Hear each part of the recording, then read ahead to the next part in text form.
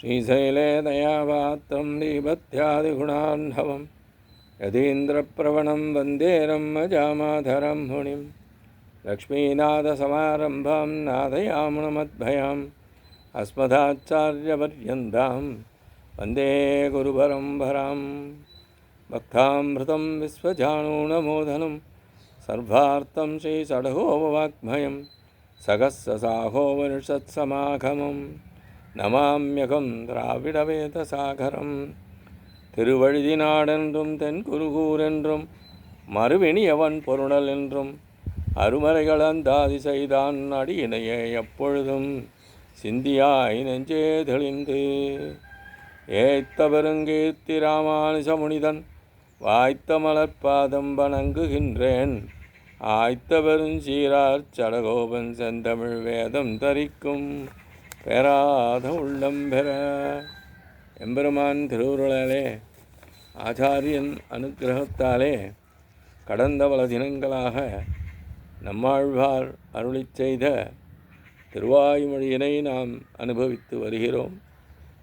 நேற்றைய தினம் நாம் அனுபவித்தது முதலாம் பத்தில் 7ஆம் பதிகத்தில் 10ஆம் பாசுரம். இன்று நாம் காண இருப்பது முதலாம் பத்தில் 7ஆம் பதிகத்தின் இறுதிப் பாசுரமாகிய 11ஆம் பாசுரம்.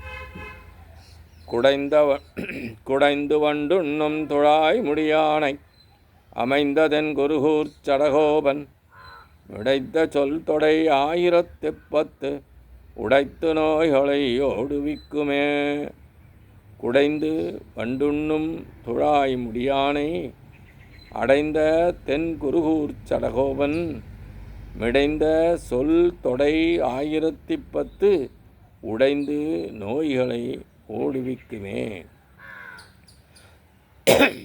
வண்டு குடைந்து வண்டுகள் உட்புகுந்து உண்ணும் துழாய் மது உண்ணப்பெற்ற திருத்துழாய் மாலை முடியானை திருமுடியில் அணிந்த பெருமானை அடைந்த பணிந்த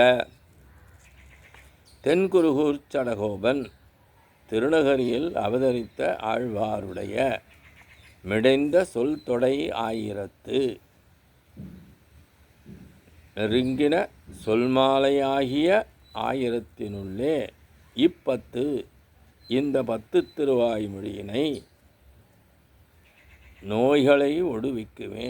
முன்வினை பாவங்கள் உருக்குலைந்து போகும்படி செய்திடும்.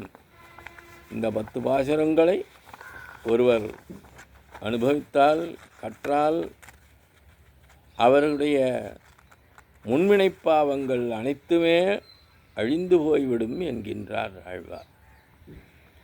இத்திருவாய்மொழி 10 கற்றவர்களுடைய முன்வினை பாவங்களை வேறறுக்கும் என்னும் பலனை கூறுகிறது இப்பாசுரம்.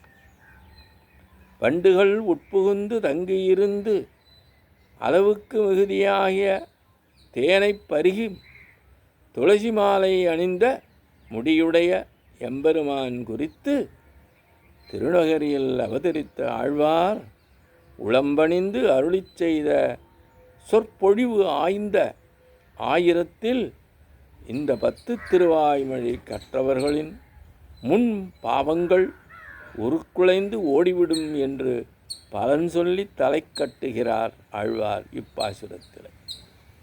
மதுவை பருகத் தொடங்கிய வண்டுகள் திருத்துழாயை விடாமல் பற்றி கொண்டிருப்பது போல பகவத் விஷயத்தை விடாமல் பற்றியுள்ளவர் ஆழ்வார். வண்டுக்கு தேன் அமுதம், ஆழ்வாருக்கு பகவத் விஷயமே அமுதம். அது ஆறாமுதம் ஆழ்வாருக்கு.